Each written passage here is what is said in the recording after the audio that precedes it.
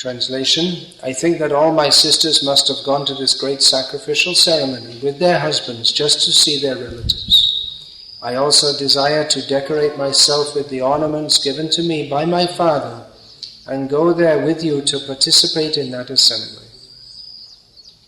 Purport: it is a woman's nature to want to decorate herself with ornaments and nice dresses and accompany her husband to social functions, meet friends and relatives, and enjoy life in that way.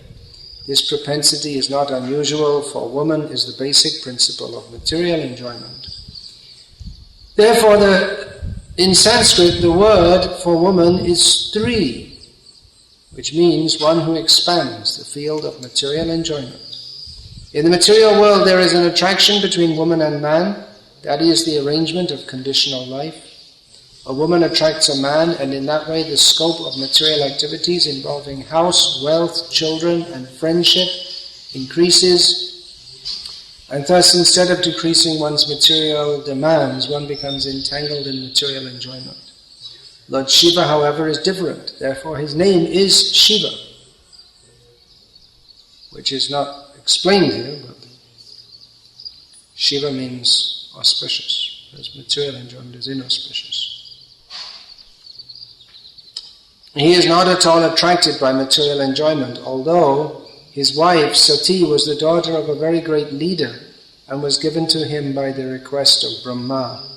Lord Shiva was reluctant, but Sati, as a woman, the daughter of a king, wanted enjoyment. She wanted to go to her father's house, just as her other sisters might have done, and meet them and enjoy social life. Here, she specifically indicated that she would decorate herself with the ornaments given by her father.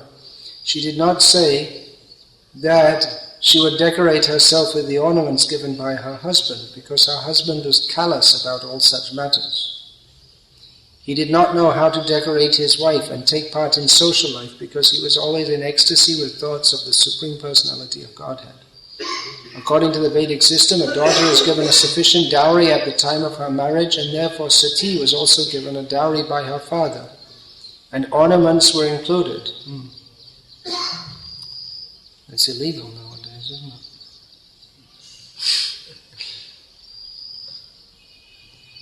it? In India. It is also the custom that the husband gives some ornaments, but here it is particularly mentioned that her husband, being materially almost nothing, could not do so. Therefore she wanted to decorate herself with the ornaments given by her father.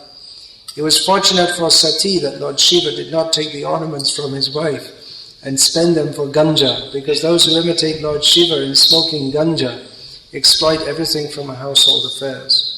They take all of their wives' property and spend on smoking, intoxication, and similar other activities. Well, Daksha is not mentioned by name in this purport, but I was just thinking of that name this morning when I noticed that what does Daksha mean? Who can say? Expert, yeah. I was just noticing an example of inexpertise this morning. There are many of them, but I just happened to notice that the picture frame, I asked for the Maha Mantra in Bengali to be framed, but it's framed in, it's an irregular rectangle. It means it's straight at the top, comes down, but one side comes down more than the other, so it's sloping like that. So that's an example of inexpertise. Daksha means expert. Prabhupada translated that as, or he gave the purport of that as, he was expert in sexual affairs, in sex, to put it briefly. So Daksha is like, he's the villain of this story. He's the bad guy. But so when we think of Daksha, we might think, not very good.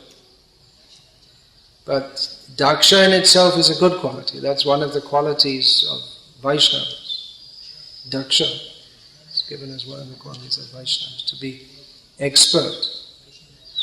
So devotees should be expert in serving Krishna. It's like Prabhupada was expert. Even if he only produced all these books, that would have been a monumental contribution. But he did so many other things also. And the fact that he was able to produce these books while traveling around the world, and traveling around the world not sightseeing, but traveling around the world preaching Krishna consciousness. Prabhupada defines in one place the definition of expert as one who is able to do many things at the same time. So, he himself was the paragon of that, of expertise. So devotees should be expert. It means it's not that we have to go and study everything, how to do everything, but whatever we do, we should try to do it as well as possible for Krishna. So I was noticing that this morning, how the picture frame was formed in an irregular rectangle. You know how to say that in Telugu? You translate it in Telugu? Oh, Telugu's there. This is Tamil, is it? Okay. You know how to say irregular rectangle? It's a technical term. You can say it. Okay, that's good. So I was thinking about that. I mean, I'm a great exponent of Indian culture. I try to be. But when we're talking about Prabhupada wanted to spread Indian culture all over the world, he didn't mean this kind of culture. The kind of culture where people don't do things properly, which is very widespread in India. They don't bother. They just don't care. Or, they throw just like yesterday I saw outside the bathroom, they'd thrown their empty coconut oil bottle and some other things. You just throw the garbage anywhere. So this is not the kind of Indian culture that we want to spread all over the world. I mean, there are some good things in Western culture also. People generally don't do that. Do they do that in Poland? They don't do that. Just throw garbage here and there. It depends where you are. If you go in a big city like London, where we have our temple in the center of the city, you come out after Mangalati and all the streets are littered with people have been drinking all night and there's bottles strewn here and there. But if you go to a small country town, people, they don't do that. They don't do it. The habit of just throwing garbage here and there. I think it's come from the Indian culture, the village culture because everything was, disposable, or just like you eat from a plate, a leaf plate, and you throw it outside and the goat comes along and eats it. Or you're drinking from a clay cup, and you just throw it down and then it merges into the earth. So still, just like mango peels, you wouldn't throw it anywhere, but it should be put in not just thrown anywhere in the field, but put in a compost. That's another word you're going to have a hard time.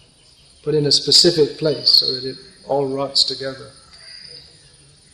I think that culture has come from that, though, just like you throw the plate and then the goat comes and eats it, so it doesn't matter really where you throw it. The goat or the cow or whatever. But I'm pretty sure previously in India also, people, they must have, if they're making something, the carpenter, they'll do it nicely, or whatever, the picture frame maker. Picture frame making is, I suppose, a relatively new, and that would be done by a carpenter. There weren't so many pictures previously. Picture means you have to paint it. So there weren't many pictures.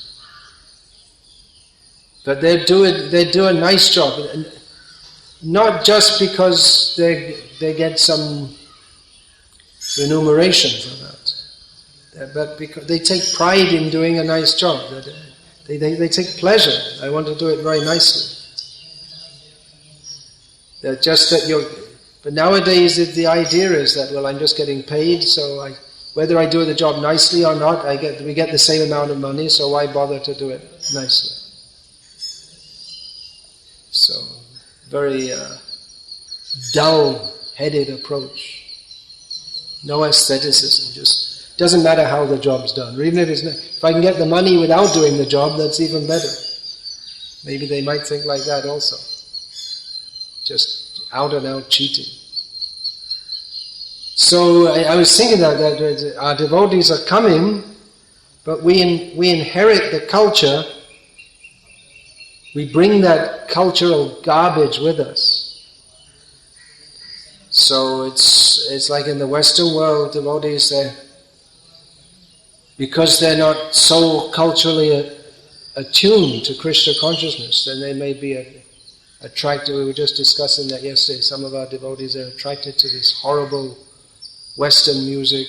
I mean, there is tasteful Western music also, that we were discussing yesterday. Krishna Prem Prabhu from Italy has made many recordings of Krishna conscious songs with Western music, but it's tasteful music. But then when you get this style, there's a style of music in the West which it's actually evil. People who have very low consciousness, they like to listen to that, and they listen to this music, I guess you can call it, and it enthuses them to take intoxication and have sex. So why should our devotees be at all attracted to that? It's hellish music. It's liked by people who are attracted to hellish activities. It's a hellish consciousness music. So it may be, there's some attraction to that. So they bring that with them, and they want to dovetail that in Krishna consciousness. But I don't think it's a good idea to dovetail that. Some things can be dovetailed, but some things it's better to just leave them behind altogether. So similarly in India, people that have a better cultural background, they're more inclined to chant Hare Krishna in general than people in the West. They're more inclined to live the life of a sadhu. They're more inclined to respect Bhagavad Gita, to respect sadhus. So that's a cultural advantage. But then there are certain things that have to be overcome also. There are cultural disadvantages also, because if you throw garbage all over the site of Krishna's temple, then you're making an offense to Krishna. You don't think about it, you throw it out, but it's anti-Krishna conscious. And then people come and they see, they can understand. If the temple is very clean, then everyone feels, this is a very nice atmosphere, and they appreciate that the people here are in good consciousness, and just the opposite also, there's garbage everywhere. And they can understand that the consciousness is like that. Of course, when you're living on a building site, things will be higgledy-pig. You can imagine what that means and translate it. The sound of the word suggests what it means. It means everything is disordered. So that's to be expected. But there's no need to exacerbate the situation by throwing garbage here and there. So I was just thinking about this daksha, how a devotee should be expert. That's why the page goes with the wind. Huh? Devotee should be expert in serving Krishna. And sati here, Srila Prabhupada has given the one side of womanly nature, prominent attachment to material enjoyment. But sati, the name is very good, materially or spiritually. If anything's good in this material, well, of course we say everything's bad, and from one perspective, one shouldn't see anything as good or bad. One should be detached from everything. But sati means who is chaste. So for a woman to be chaste to her husband is good compared to not being chaste. In the spiritual sense also, devotee should be, Prabhupada sometimes uses the adjective chaste. Devotee should be chaste to Krishna. That means not running here and there to different demigods and just fixed in our Krishna consciousness, not trying for anything else, not indulging in anything else. So sati, that's also a term used in relationship with the gopis, because they're the most chaste to Krishna. Although they appear to be asati, they appear to be unchaste to their husbands, but they know that their husbands are not husbands, that Krishna is their actual husband. All right. So, it's all right. Here is, we've just read today, one of those purports which probably needs annotations. In fact, if we want to explain Prabhupada's books in a way that won't offend the sensibilities of people in the modern age, then we have to write very big books, because practically every purport,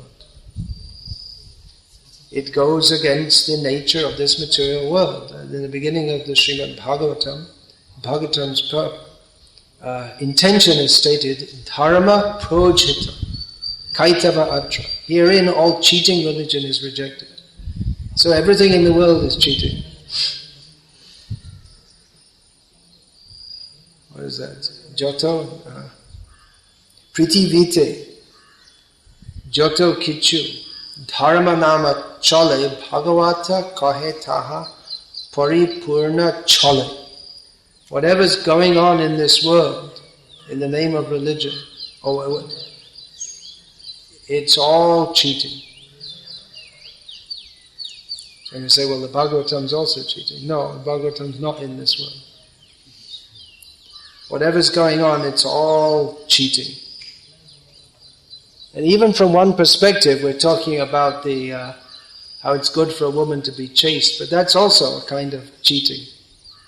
From the ultimate perspective, to think that this is my husband or this is my wife, that's also one kind of cheating from the ultimate perspective.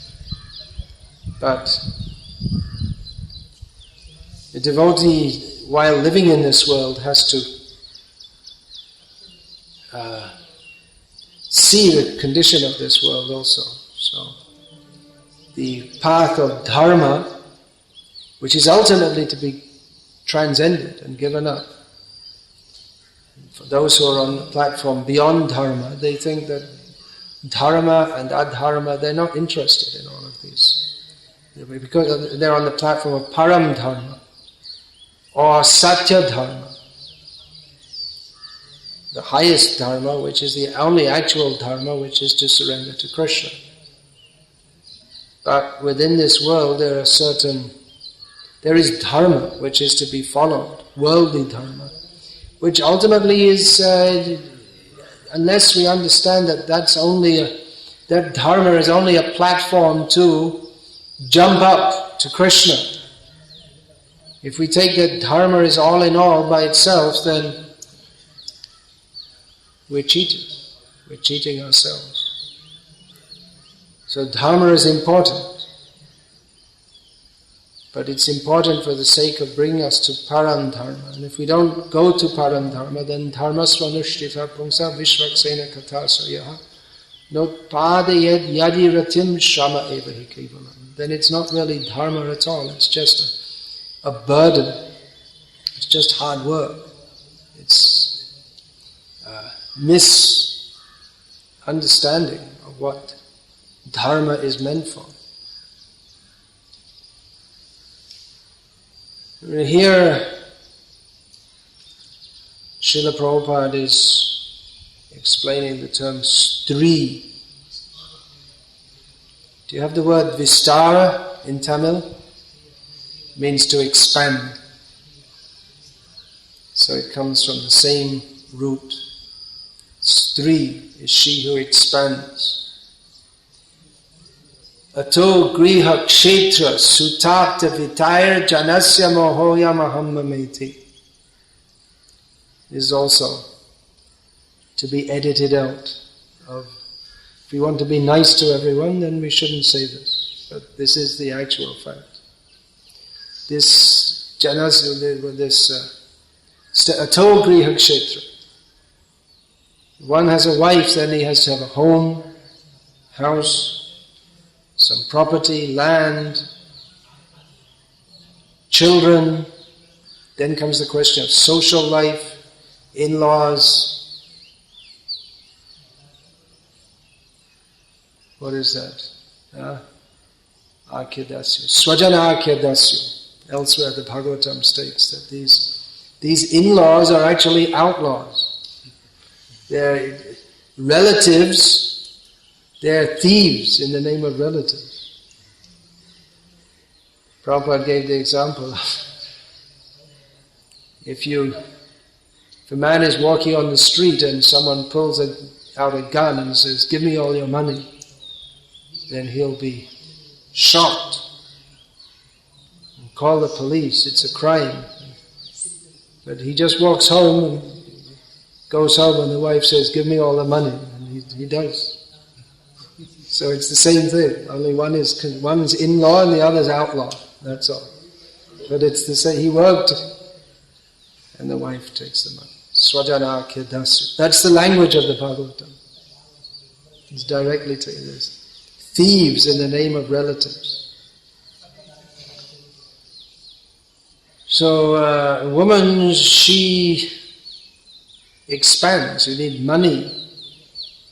Griha Kshetra Sutapta, Vitta. Vitta means wealth, money. By all these things, one is bewildered in thinking of terms of I, me, and mine. So this is what happens. And we've practically seen that. When a brahmachari gets married, who's living as a simple brahmachari with 2 sets of cloth, 2 sets of kopin, toothbrush, toothpaste, and then all of a sudden he's got this, wherever he goes there's 2 huge suitcases full of saris.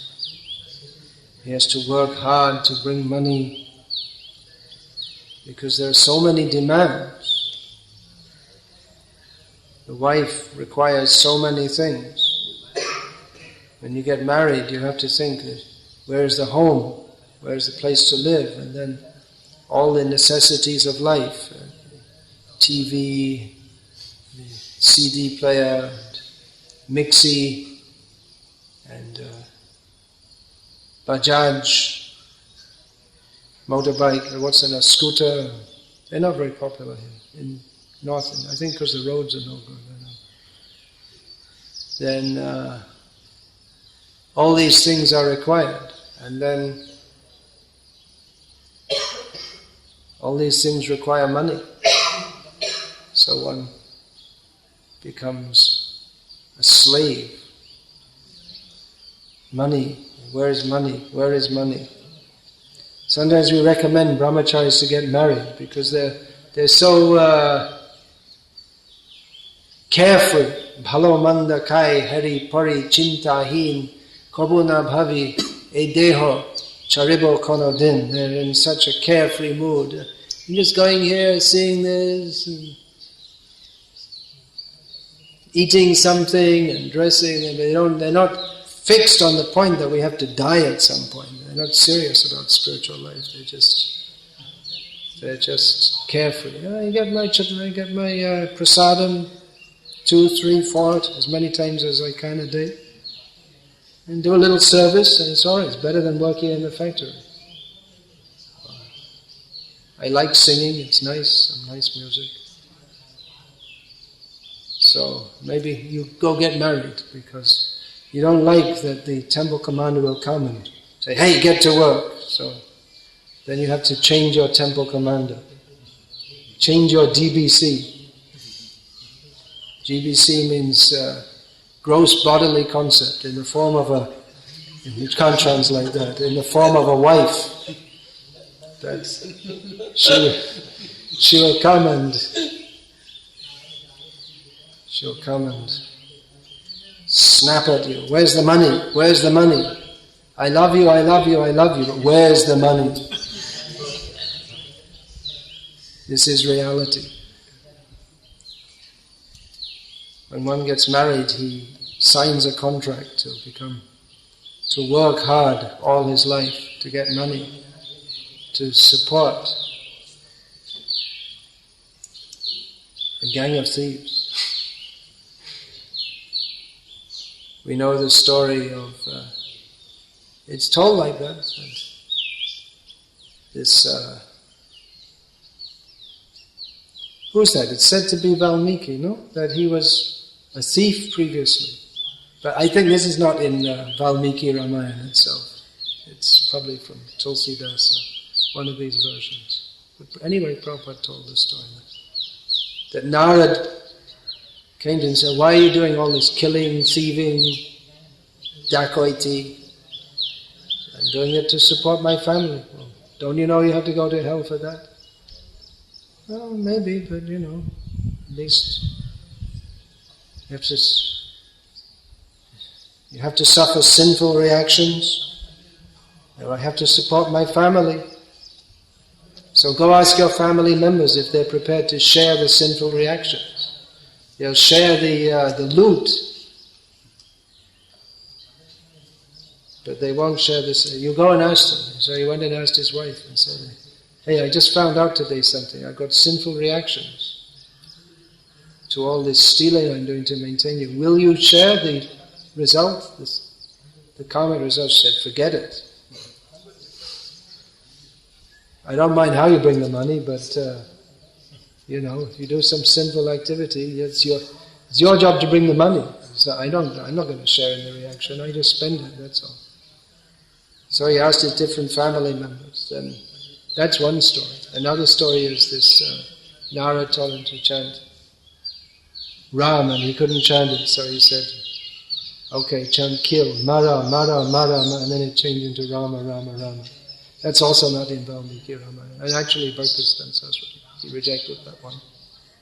Sorry to say, because he said it's grammatically not correct in Sanskrit anyway. So anyway, you sign a contract to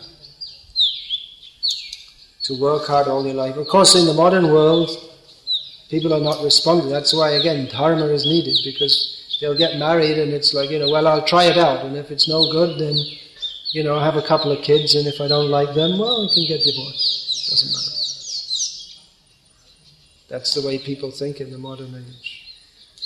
Still in India, they don't think like that, but it'll come gradually. They're encouraging it. In the Western world, it's completely like that, and therefore they have sometimes they make a marriage contract, a legal contract, before they marry. If we get divorced, to save all the hassle of having a divorce case, we'll just make a contract in advance that I get the fridge, you get the TV, and like this. So they're already decided, practically. Another thing is this alimony. Alimony means you get divorced and the man has to go on paying until the children are grown up. So it's encouraging divorce, and the woman thinks that, the man's here, he's giving the money, but he has to give the money anyway, whether he's here or not. So why bother with him? I'll just divorce him, get a boyfriend, and, have as many boyfriends as I like, and this guy has to keep on paying anyway. What do I need him for? I just need his money. So they're encouraging with this alimony, this divorce. So dharma is good, to maintain some kind of civilization and sanity in human society. In the West, there's this idea that, well, why shouldn't you just have sex? It's, why bother with all this marriage and all this? It's just natural. Sex is natural. Why not encourage it? This is Freud's idea. All the problems are coming because you're repressing these desires. Of course, that's human life. In Indian culture or spiritual culture, there is repression. The whole idea is to become free from material desire, so you don't indulge in it. It's like putting ghee into the fire. The fire is going to burn more and more. So you have to, that desire, of course, ultimately one has to transcend that desire or purify that desire. But in the beginning, and the beginning can last quite a long time, there has to be some repression. And that's not just in brahmachari life, but it's in human society. Just like you're not a human, you're a wild animal. If a man sees a woman and, oh, I have this natural desire, okay, just jump on her and rape her. It's not human to just live according to one's desires. A dog would do that. A dog sees a bitch in heat and just jumps on her, that's all. But a human, in any society, even the tribes in the jungle, they don't do that. In fact, Tejas Prabhu was telling me he was living with tribes in Andhra Pradesh. These are people, they're not allowed in the temples. Of course, it's after Gandhi's time. So previously, these people weren't allowed in the temples. They were considered too low. But the men and the women, they kept completely, they lived on the different side of the village from each other. They're different residences. That's more than in the caste society. I don't know exactly, I don't know if they lived, but they do their work separately, they wouldn't mix with each other. That was the whole society in India, everyone. They didn't mix unnecessarily. Men, they had different things to do to women, and they'd do their job, the women would do theirs, and in the evening, sometime together. That's all, not much. And that also, that even the men would socialize with men and women with women. They didn't spend much time together, actually. So this is considered unnatural. Well, in the modern liberal society, it's considered unnatural. It is unnatural if we consider that material life is natural, but material life is unnatural.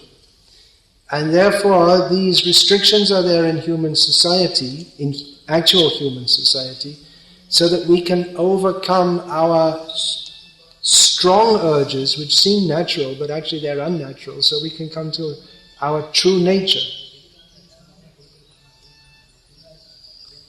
And it's amazing that in the modern society, where they consider themselves so advanced, but they're so stupid they can't understand this basic point. They're talking about, we don't want teenage pregnancies and all these unmarried girls, 14 years old, getting pregnant, and then they mix them up at school, and the girls wear short skirts practically up to their vagina, and then they complain, rape. Such rascals. They're not even human beings. Prabhupada spoke very strongly. He said they're not even human beings. But he wasn't just fanatically lashing out, or he wasn't just prejudiced against the West, or not like that. He was just speaking. He explained why they're not human beings, because human life begins with atato brahma jignasa. This Vedic culture, people think, it's very repressive, you see. You can't do it. You can't marry even if you want to get married, you can't marry who you like. You're just told who you should get married to. It's very repressive. You can't fall in love and just marry the girl of your dreams. Well, that's the whole problem. It is a big dream that married life is something very wonderful. It's a dream. The actual fact is that it's a lot of hard work. and a lot of responsibility with, unless one is Krishna conscious, with very little actual payback. I mean, there's nothing you really get out of it. If one is not a devotee, then one has to get married, so that one can have son, or at least one son, who can perform this. What is this? This putrate kriyataya bharya, putra pinda prayojana. One has to get married for the sake of having a son, so that he can offer pinda, or the rice balls, to the pitris. So that's required. Unless one does that, one is sinful. Unless one is a devotee of Krishna, then he becomes free from all debts. Devarshi bhutata viram pitrina. Nayamrini, what is that? Vitrinam?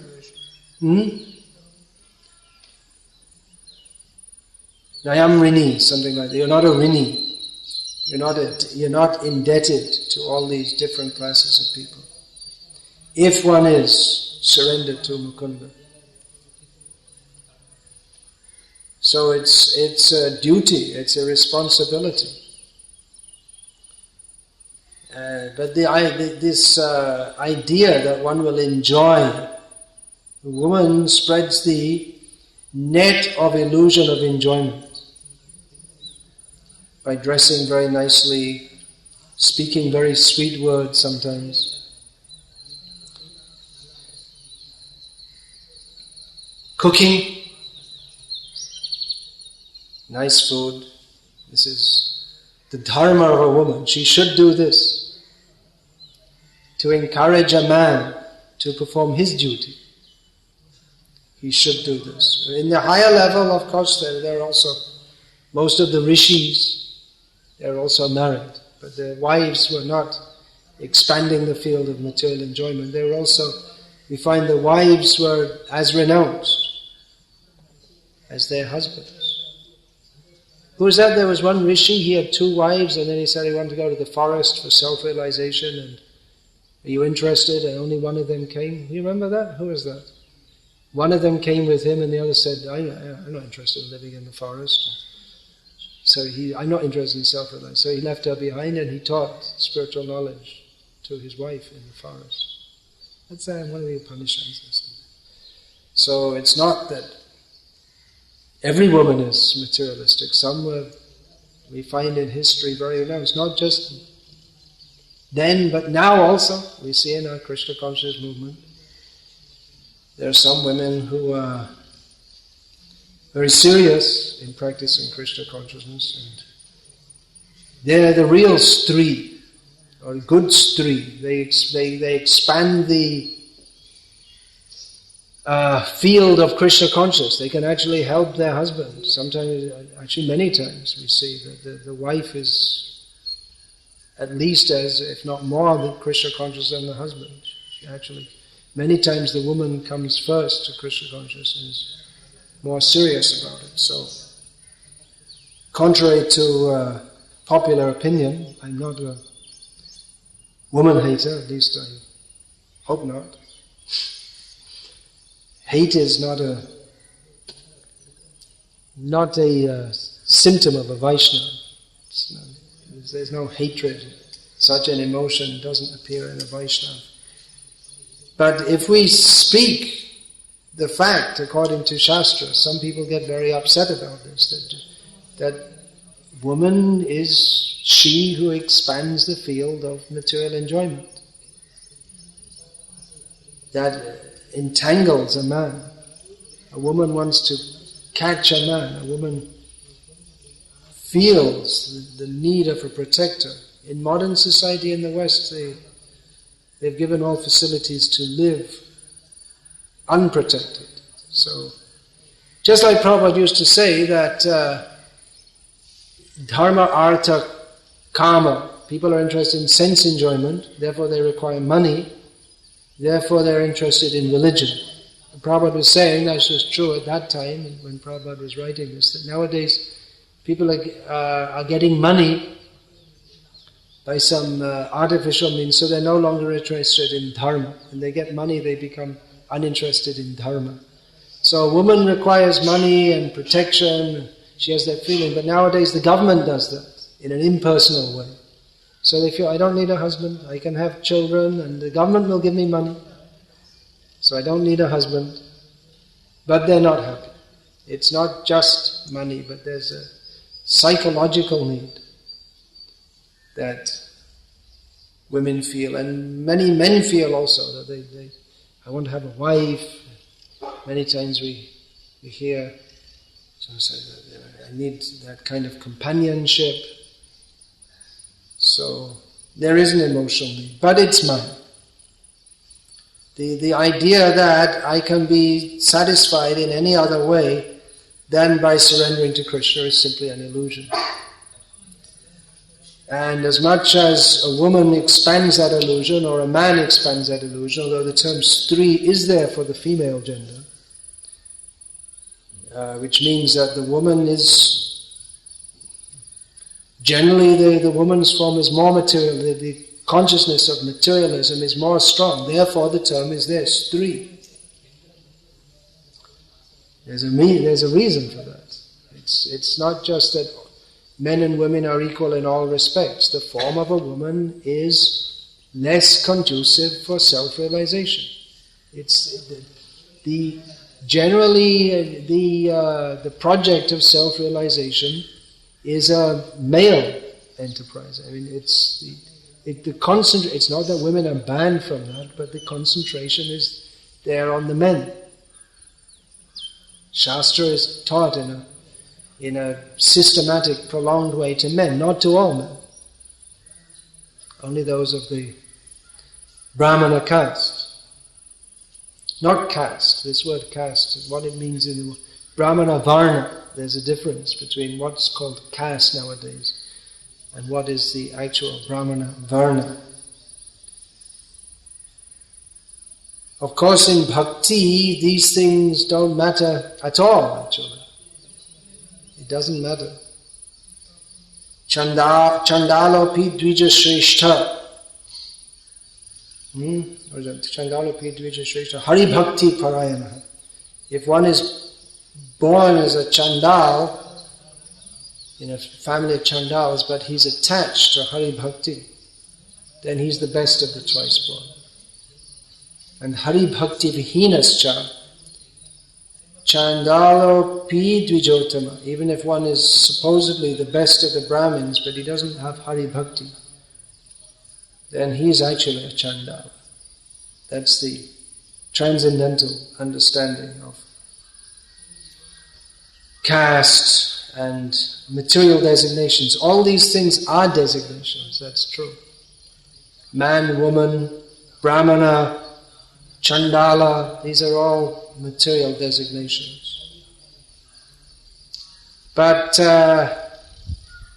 Srila Prabhupada spends a lot of time, gives a lot of space in his purports to discussing these designations. And Krishna too, in Bhagavad Gita, he gives a lot of attention to the three modes of material nature. And then ultimately, Mamchayo vihabhicharena bhakti yogena sevate sargunan samatityaita brahmabhuyaya kalpate. One has to become trigunatit. This is a common term among transcendentalists, not among materialists, because they don't want to be trigunatit. Trigunatit means to go beyond the three modes of material nature. So that's the ultimate aim. But to understand what are those three modes of nature and their influence, Krishna, a lot of the Bhagavad Gita is discussing the effects of the three modes of material nature, the symptoms of people infected by them. Because it's not such an easy thing. It's not just a matter of saying that, well, you become a devotee and you transcend the modes of material nature. It doesn't happen just by... It's just like in Bengali there's a saying that it's not just by putting on tilak you become a Vaishnava. So it's the same thing. It's you say, well, when you're a devotee you're transcendental, so we don't have to bother about men, women, we're all transcendental. But we're not. It's not just by someone comes up and says, oh yeah, I want to be a devotee. Okay, then you're transcendental. It doesn't happen like that. And it appears that Prabhupada himself, in the beginning, he was more hopeful. In the beginning of his ministration to the Western world, he saw all these young people are coming and they're chanting Hare Krishna very enthusiastically and they're taking up Krishna consciousness very nicely. Then after some time he saw that he would just get people married. He would just call someone and say, hey, you marry this girl. No, nothing in advance, no discussion, you marry them. Okay, Prabhupada, all right then, tomorrow we'll have the ceremony. Prabhupada would do that in the beginning. He was confident that he didn't check any astrological chart or anything. He just saw that he's a devotee, she's a devotee, so come together, no problem. But then Prabhupada saw so many marriages are breaking up. So in the beginning he was enthusiastic for arranging marriages, but then after some time he refused to have anything to do with it. He said, if you want to get married, you do so, you don't talk to me at all about it. He became completely disgusted. He used that word himself to see how the devotees, they got married and then they would just live like, forget their, abandon their wife, abandon their husband. So after some time, Prabhupada started to turn out Varnashram Dharma, the need for that. And then the question came up to Prabhupada, we don't need Varnashram because we're devotees. Devotees are transcendental. And Prabhupada said, you're not transcendental. The answer Prabhupada gave him, why are they falling down? So Prabhupada said this Varnashram actually is for us to show others, but it's also for devotees. These considerations are necessary. If you think, well, I'm a devotee, so it doesn't matter. I'm transcendental. I can mix. I don't see any difference between male and female. It's all the same. So we just mix up with all the females. But don't be so bold. There's going to be trouble. Manu and Vyasadeva, both in Bhagavatam and Manu Samhita, they both quote this verse, which it's another of those which needs annotations. This Matri Swasra Divitra Va Naviviktasino Bhavit Balavan Indriya Gramo Vidvangsam Vikarshati. That one should not sit next to one should not sit on the same seat or sit close to one's wife. Sorry, not one's wife you can do. One's mother, sister or daughter, because the senses are so strong that even a learned person, even one who knows this is Maya, may feel some attraction. So, that's the nature of Maya. It's very strong. We should never underestimate Maya, or never think, I have conquered Maya.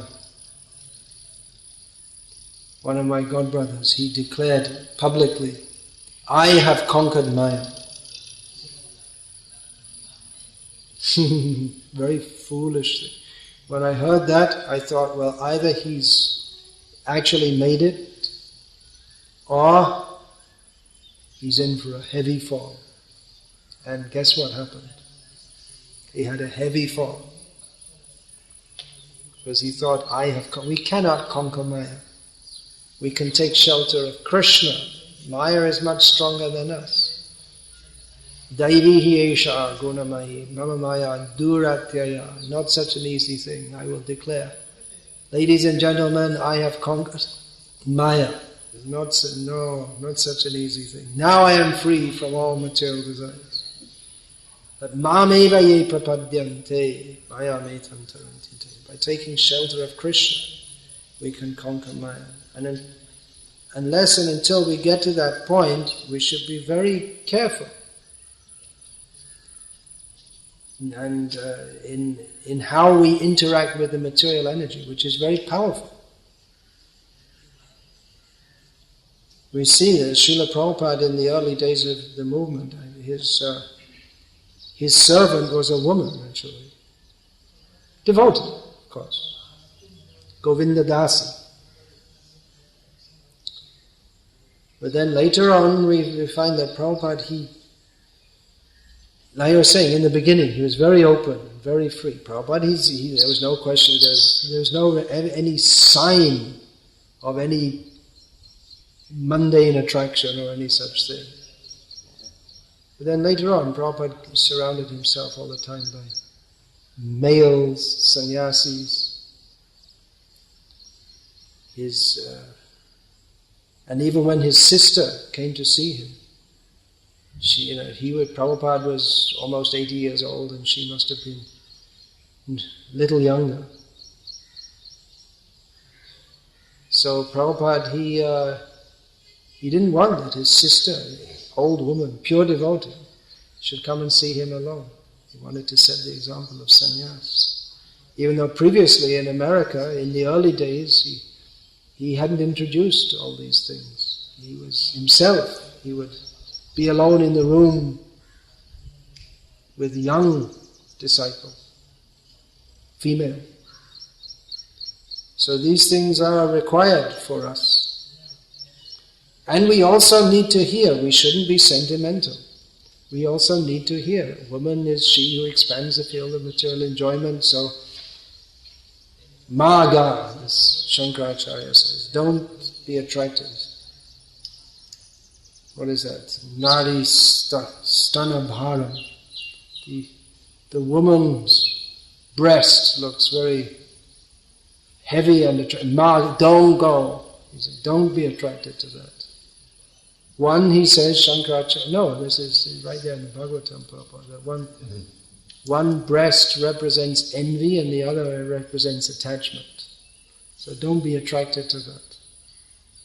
So we need to hear this. We shouldn't think that,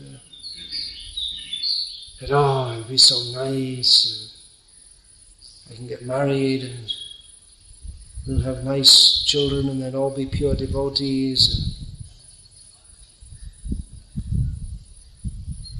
If you're in brahmachari life, then know how fortunate you are.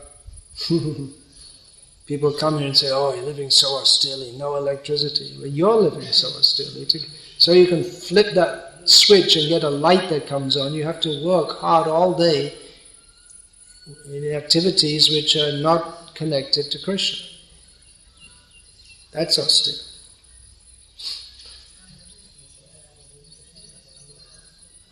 But Maya thinks, oh, I can also be a devotee, I can also be happy like that. Well, maybe that's needed for you, for someone. Maybe you have to shift ground in the fight against Maya, Prabhupada said like that. If one thinks he's not strong enough to fight with the crocodile of Maya, he can do so. You don't have to be renounced, you can be a grihastha, but you should know there is a difference. It's not the same.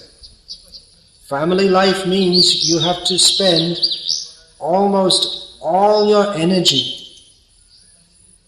in matters which are not directly related to Krishna. And you become attached. Maybe the wife is a devotee, but the tendency is to become attached in a non-spiritual... She's a devotee, you're a devotee, okay, but the tendency is to become materially attached. So you should know that you can be a devotee in family life, but you're in a much better situation now. In Brahma, you're all brahmacharis. You're in a so much better situation for aiming at going back to Godhead. You don't have anything else to do but to serve Krishna. You don't have any other engagement in all your 24 hours, 7 days a week, and even if you try to do something else, there's not much opportunity here. But if you try to do something else, then the other devotees mercifully slap you back into the right path. It's a very good opportunity for becoming Krishna conscious.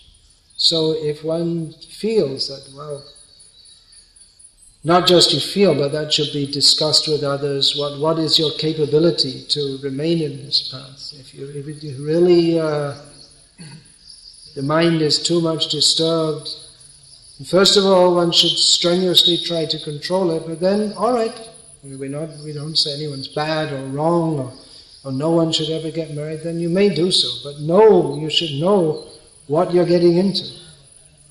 Don't be in a big dream about it. That's what we find that Someone spends a few years in the ashram as a brahmachari, then they get married, and then, only then do they develop full faith in the Srimad Bhagavatam.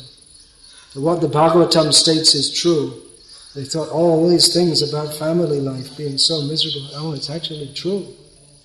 Now I understand. That's not the best way to understand. It may be necessary for some. All right, I'll finish there. Obviously, there's many more things could be said, but that's true.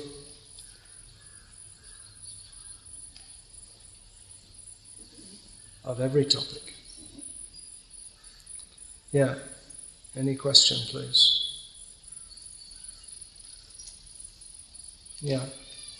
Maharaj, I would like to ask you, there is a tendency... Yeah, just ask it, that's all. Okay, there is a tendency in the West that brahmacharis, they have own vans, or they travel freely, they have own income. You're talking about Panchatattva, obviously. Well, in the case of Panchatattva, I mean, this is a political question as much as anything else. But it seems he has his own van and he manages his own income and this and that. But he's doing it all for Krishna's service. He's not using the income for sense gratification. And it appears that he's not being properly facilitated by the management to do. Of course, like I say, it's a political question.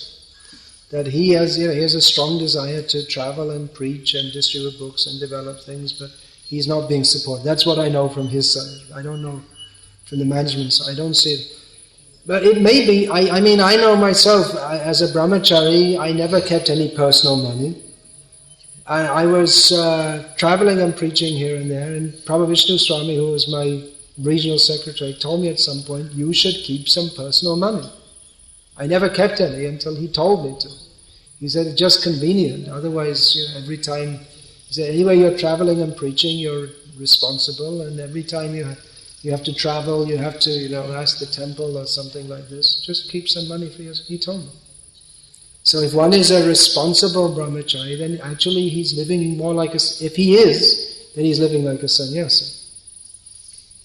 Otherwise, it may be that brahmacharis, he's not.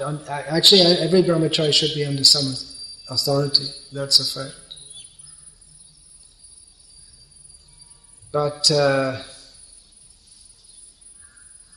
our society, as you may have noticed, is not, it's not always that well organized, and things are not very clear.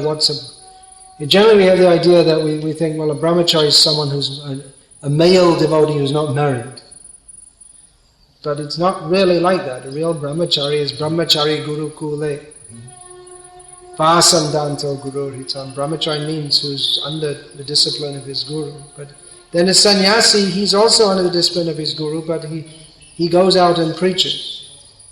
So he doesn't generally remain with the guru, but he goes out and fulfills the mission of his guru. He's never separated from the guru by his service attitude.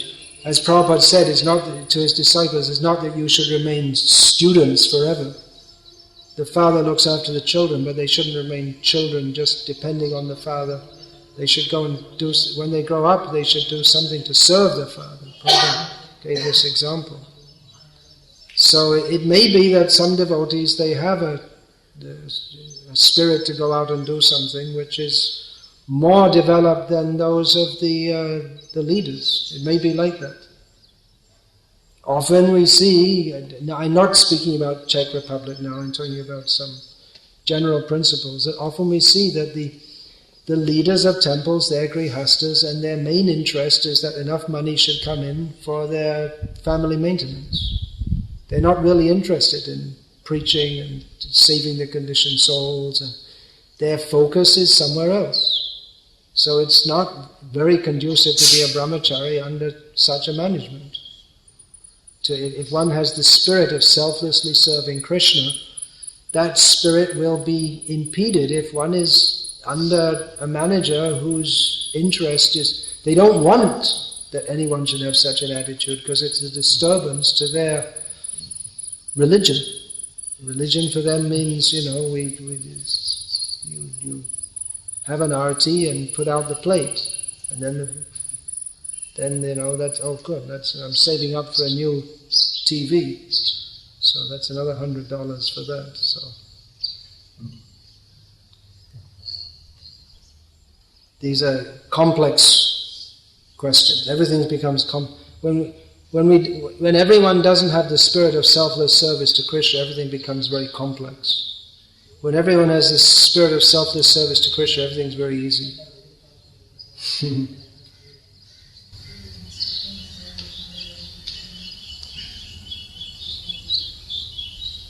Yeah. The fear of Maya, when we often hear we should be be careful of Maya. But when that same thing goes beyond certain extent, then it seems that the enthusiasm goes down, and then we should be afraid of Maya, but you're saying we shouldn't be so afraid that we should be afraid of Maya and confident of the protection of Krishna. We shouldn't be so afraid of Maya that we go and live up in the hills and the Maya won't come near me. Maya's everywhere. So we shouldn't be so afraid. I can't go out and preach, otherwise, I can't ever see a woman or ever talk to a woman, otherwise I'll fall down. And you're already fallen if you're in that situation. We don't unnecessarily mix with women, but we don't unnecessarily lock ourselves away from society either. So preaching means we preach. We're nirvisheshvadis. One meaning of nirvishesh, it means without distinction. So we preach without distinction. We preach to everyone.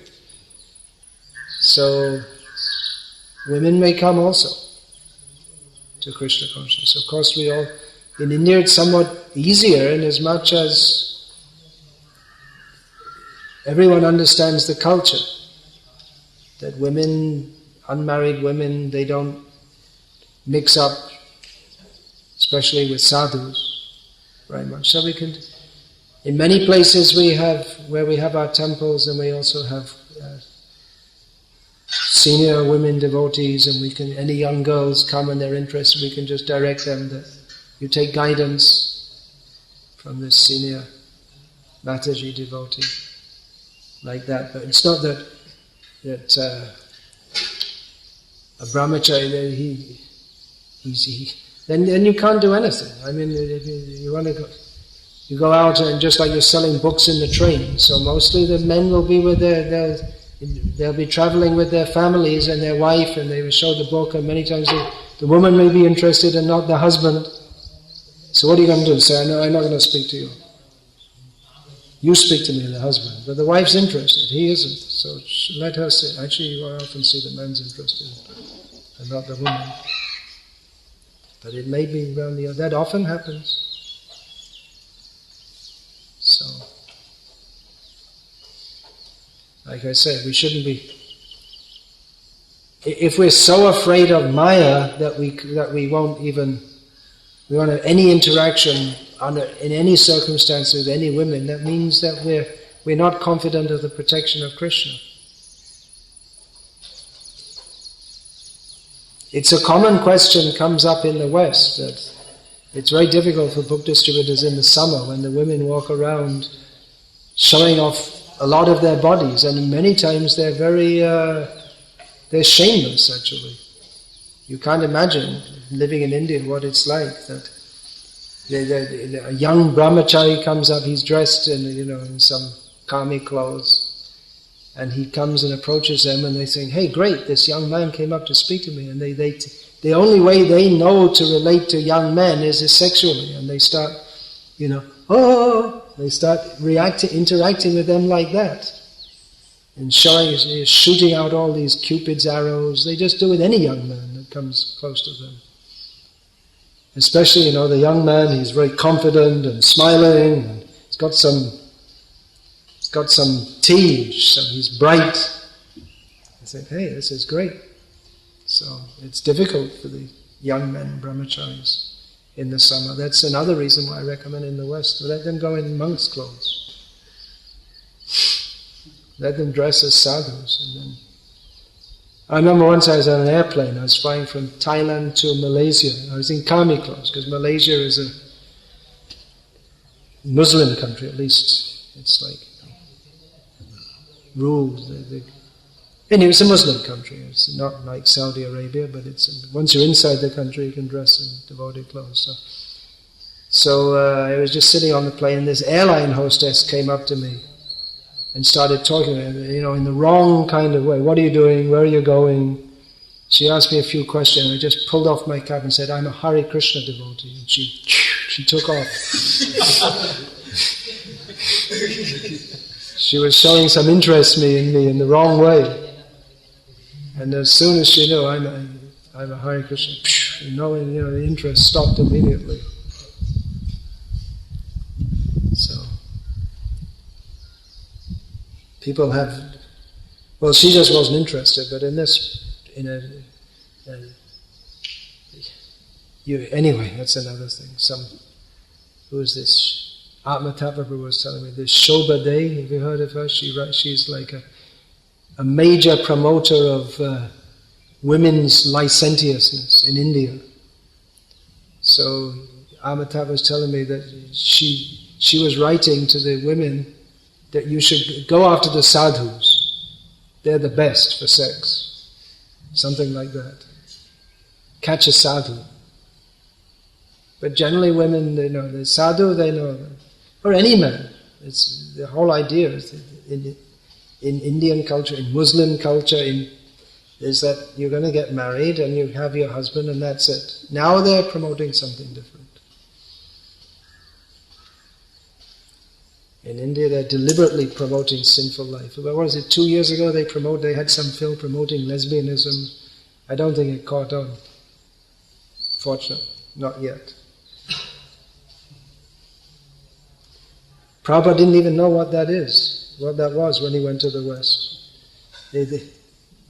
One of his disciples, female, you know what lesbianism is? It means samalingata, between women, homosexuality between women. So one of his female disciples was saying, he was trying to explain to Prabhupada, I had this problem, he didn't understand. Then this Govinda Dasi mentioning her, she explained, and Prabhupada said, oh really? I mean, we have that in India, among some low-class men, among men, but among women, Prabhupada had never heard of it. It's very common in the West. So degraded. Oh, wait a minute. Not supposed to say that. No, actually lesbianism is very good, homosexuality, sorry, I didn't mean to say that. Don't put me in prison. You put me in prison and then I don't like to say in front of the deities what might happen there. Because it's all men and they have a lot of energy and they're lusty men, so sometimes they do things forcefully. That happened to one of Prabhupada's disciples. He was put in prison and they raped him, homosexual. Hare Krishna. It's a bad world. So, and apart from, your own spiritual life, you can stay a brahmachari to help others. Look at the condition of the world. Now you have an opportunity to do something to help others. Distributing these books. Why are we building a temple here? What's the point? The idea is we want to help others come to Krishna consciousness. It's not just a matter of prestige. We also build a temple. We have important work to do. It's the only important thing in the whole world. Now there's the American, the election for the next temple president, national president of America. It's coming up in the next, soon, in later this year. And for months and months, if you ever look at the newspaper, it's all discussing, it's either who is it going to be, the Democratic nomination, doesn't matter. People are going to hell, whether whoever becomes president of America, they're not going to stop cow killing, they're not going to stop human killing in Iraq. None of the candidates are talking about ending that war.